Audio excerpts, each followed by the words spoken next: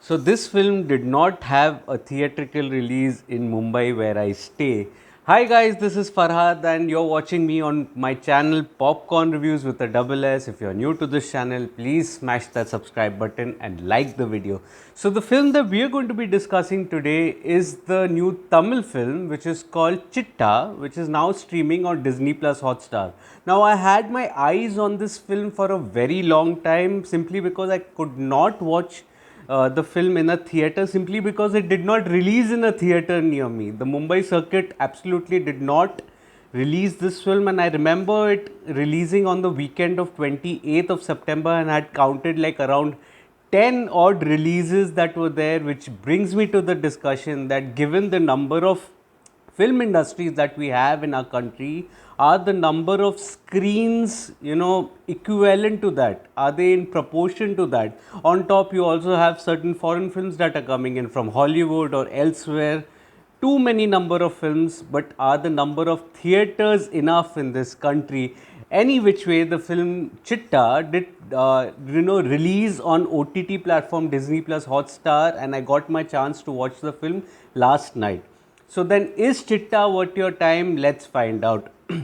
So, coming to the story and screenplay, Chitta is essentially a story of a young government worker whose life suddenly changes after a disappearance of his niece, a little young girl that is there. Now, the story here is deeply disturbing, and it tackles the concept of pedophilia, which is always a very tricky concept to execute on screen. Now, last year I had watched a Tamil film called Gargi, which did tackle a similar sort of a space, you can say, in which there was this one person accused of molestation of a young girl, and did he or did he not do it is revealed right at the end of the film. Now, I had really liked that film, it was extremely hard hitting and gripping. This is exactly in the same space but with kids, and the moment there's the kids angle to this, it absolutely makes it even more terrifying and it makes it even more deeply disturbing. So that is exactly what the story is. It is deeply disturbing. Coming to the screenplay of about 135 minutes is very compelling, but it is very traumatic also with the way it is shot. I did like the fact that the writers and um, the makers, they did paint a horrific picture of the incidents that happen in the film. So there's a horrific picture that is painted in your head, in your psyche, and that is something that makes it even more terrifying as you proceed with the film. Now the drama here opens with the introduction of the protagonist, and who does have a little bit of a troubled past with his ex flame that is there. He's shown to have such a warm bond with his niece, and there's a little young girl who's friends with his niece also, and the first conflict in the film arises when that little girl, the friend of the niece, gets kidnapped, and the moment she comes back, it's a traumatic experience even for the viewer. Now that is one key point that the writers throw in to say that, yeah, this is what we are preparing you for, and what the drama ahead is to follow. It is going to get deeply murkier and disturbing by the minute.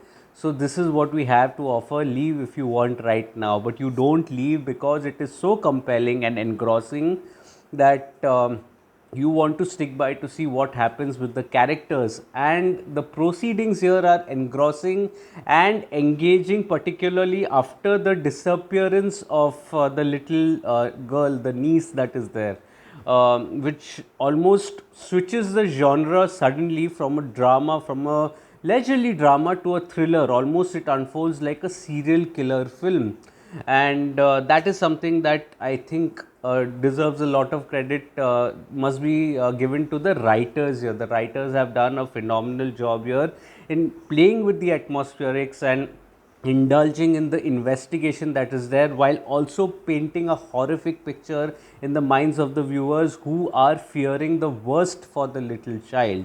Now, the events leading up to the final act are a bit of a mixed bag for me. Taking nothing away from the journey, the screenplay is brilliantly penned. I just found the ending to be a little confused of what the film stood for. So in the pre final act, you see one character, almost um, ranting about her, so to say, past, in which she had felt a set of trauma that was there. And she goes on to say that all men believe that they are saints, but they are not. The moment there's something that happens within their family, they try to take control and try to retaliate, but they do the exact opposite when they are at the other side of the spectrum. Meaning to say that when it's no one from your family, the men still falter and they still look at women in a certain gaze. I kind of agree with this concept, and that is the unfortunate situation that we have in a society. It also reflects the patriarchy in a society, but the final act, just changed the trajectory to an extent which made me believe that what did it stand for? Did it stand for to whether to commit an X crime or whether to not commit an X crime? That was a little bit of a gray area that I found right at the end, but then taking nothing away from the journey. I think the screenplay was absolutely brilliant and they did a wonderful job in writing the film. Now, coming to the technical aspects, the dialogues, the music, and the direction, I felt the dialogues definitely keep up with the intensity of the drama, and they create a moment of tension throughout the screenplay, through the lines, and through the messaging that is there. That is, I think, accurate. The larger messaging that I'm talking about, not the one that I had pinpointed at the end. The music and the BGM, they capture the mood of the drama very well. Even the cinematography features some tense frames in which you don't actually get to see the action, but it paints such a haunting picture in your head that you almost are trembling at the end of certain scenes. And I think that is the victory of the cinematographer as well, the DOP as we call them. The editing is crisp and sharp, and it doesn't lag at any point in which would have diluted the impact of the film. Director S.U. Arun Kumar, I think he's done a phenomenal job. I think he's created moments by maintaining the emotional core in the drama, I think, which was very important to engage the audience and to indulge them on the journey of the investigation. That was important because of a strong emotional core, but to balance it out, he also paints a horrific and disturbing image in the minds of the viewers. I think this was a good balance that he maintained throughout his narrative style. So I really like the direction here. Coming to the performances, I feel the performances are immaculate. Both the young kids, I think Tasneem and Sahasra, I think both of them, they've done a wonderful job. The amount of physicality that they bring to the performances in terms of their body language, their tone, their expressions, outstanding. They did a wonderful, wonderful job.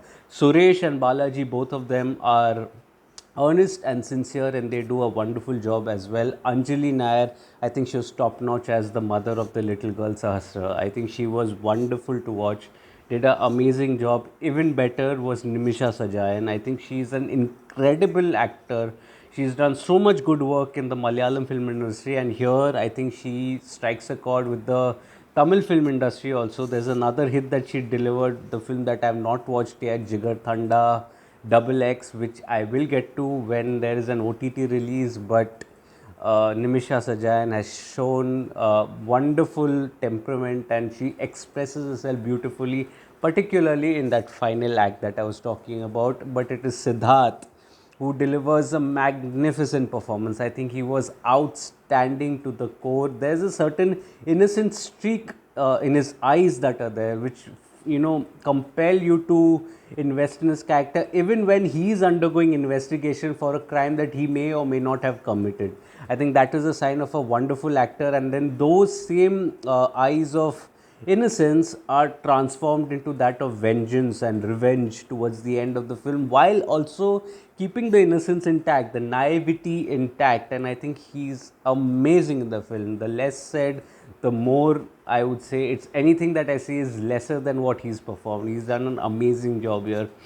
So Chithha overall is a deeply disturbing tale with some fine performances that comes with my highest recommendation. Yes, the ending I was a little conflicted with the ending, but then taking nothing away, this drama comes with my highest recommendation. It is streaming on Disney Plus Hotstar. If you watch the film, let me know your thoughts in the comment section.